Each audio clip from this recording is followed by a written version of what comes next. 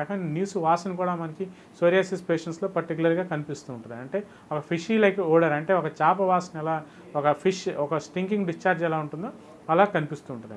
అంటే బేసిక్గా మనకి చేప పులుసులు ఎలా అయితే మనకి ఫిష్ లైక్ సిల్వరీ స్కేల్స్ అనే ప్రామినెంట్ టర్మ్ని మనం జనరల్గా సోరియాసిస్ పేషెంట్స్లో వాడుతూ ఉంటామండి. అంటే చేప పులుసుల్లో ఎలా మనకి స్కిన్ పీల్ అయిపోతూ ఉంటుందో అలా ఈ సోరియాసిస్ పేషెంట్స్లో స్కిన్ అనేది పీల్ అయిపోతూ ఉంటుంది.